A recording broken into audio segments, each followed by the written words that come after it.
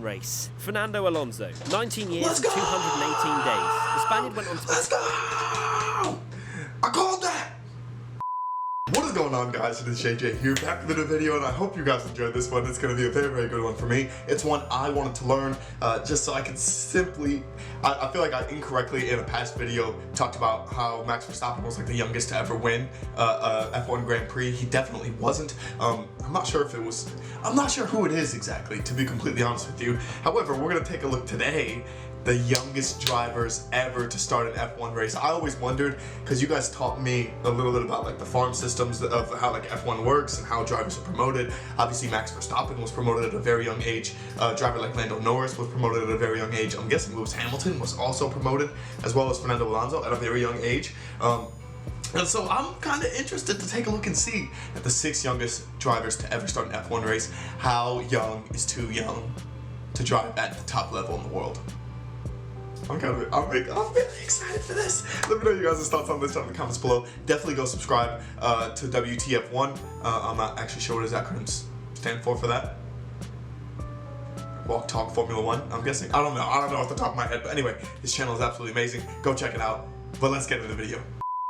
As well, guys, you can find the original video still down in the description below. Go check out WTF1. The 6 youngest drivers to ever start an F1 race. Fernando Alonso, 19 years and 218 days. The Spaniard went on to... Let's go! I called that! I was chatting on my ass, but I still found a way to get that correct. I just want you to know, if I get... Here, we're going to call this right now. It's Fernando Alonso, Lando Norris, Max Verstappen. I don't know enough about my F1 history, though. So I'm guessing those 3. I'm going to... say Lewis Hamilton. Probably a driver from Asia to some degree. There's got to be at least one who's been like, you know, young, groundbreaking, get out there and go drive. And then the 6th one is gonna be like someone super old, like whoever won a bunch of like the first Grand Prix or something. I don't know, but those are my 6. We're gonna knock them off. We got 1 correct so far.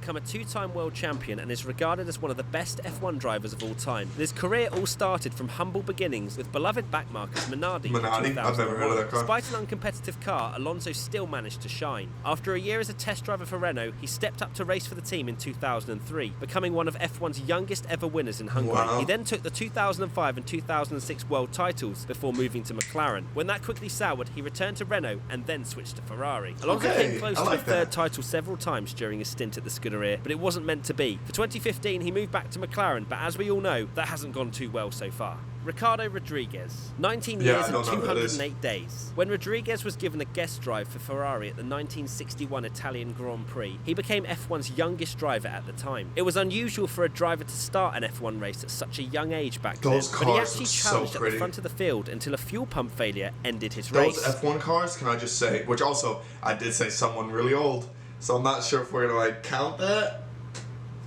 I don't know if we're gonna count that, but you guys gotta go with me there. But I just want to say, while I think the F1 cars today are gorgeous, looking at those, the way that the suspension is built, how low the car is to the ground, just the sleek sort of bullet-looking design, I think that's my favorite car so far, especially that Ferrari with the little Ferrari logo on it.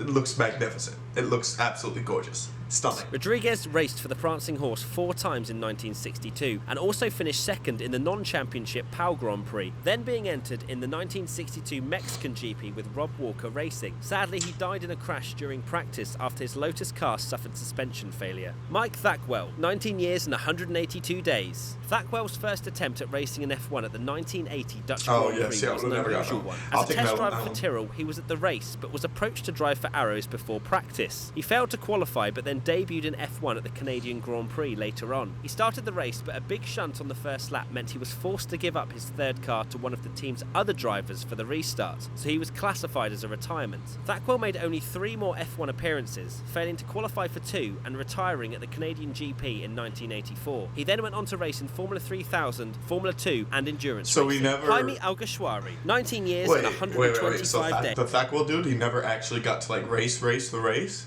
Like he was just doing like qualifying and like... that was a very confusing one for me. I'm not sure. Like Verstappen, Alguersuari was another driver to get moved into an F1 seat at Toro Rosso at a young age. He wasn't quite on the same level as Verstappen though, but at the time he became F1's youngest driver. Alguersuari showed flashes of speed for Toro Rosso during his time there, having debuted at the 2009 Hungarian Grand Prix as a replacement for the Sebastian Bourdais. He scored 10 point scoring finishes in his F1 career, but was not retained for 2012. He's since raced in Formula E and launched a career as a DJ. Lance Stroll, 18 years and 117 days. When Lance Stroll was announced as the second driver for Williams' F1 team at the tender age of just 18, a lot of people said he wasn't ready for Formula 1, despite winning the Formula 3 title by over 100 points. Lance had a tough start to the season, with crashes in testing and an especially lackluster first few races. Fast forward 6 months, and the critics have somewhat been silenced by scoring his first ever podium in Baku and stunning everyone with a front row grid position for the Italian Grand Prix in treacherous conditions. Max Verstappen, 17 years and 166 days. You may recognise that name. Verstappen's swift move up to F1 after just one full season racing in the European Formula 3 series caused a huge amount of controversy. When he started the 2015 Australian Grand Prix, he took the world record for the youngest ever F1 driver by quite some margin. Was it all too early? Granted, he was a little rough around the edges at the beginning of his F1 career, but reliability permitting, he is more than a match for his current Red Bull teammate Daniel Ricciardo. Plus, he's an F1 race winner and is unsurprisingly being tipped for big things. Oh, this was made well before he actually became the man that he is. Bro, when was this video made? That's mad. 2017! This channel has been around this long. That's crazy. 1, 2. Look at him now, guys. Look at him now. The world champion. The world champion pitting out Lewis Hamilton, which also, I may add, we will be watching the How to Beat Lewis Hamilton video because I kind of want to know how Max Verstappen A did it and B sort of like what the race formula was for that. I also want to learn more about Nico Rosberg versus Lewis Hamilton. Apparently you guys said it's one of the best rivalries in the mid-2010s. I would love to take a look at that. I need to take a look at some like close F1 seasons, but yeah, let me know your guys' thoughts in the comments below. I knew Verstappen would be on this list. I figured Fernando Alonso would be on this list. I did not get the other 4 right whatsoever. We could say maybe half on my guy from 1960s. I did not know it was going to be Ricardo Rodriguez, but let me know your guys' thoughts in the comments below. Thank you guys so much for watching. This has been a very weird, but I think fun video. Young Max Verstappen must have been a dog. At 17 years old, most kids here in the United States are getting their license at 16, and he's driving at the pinnacle of sport a year later. Crazy. But yeah, thank you guys so much for watching, and deuces.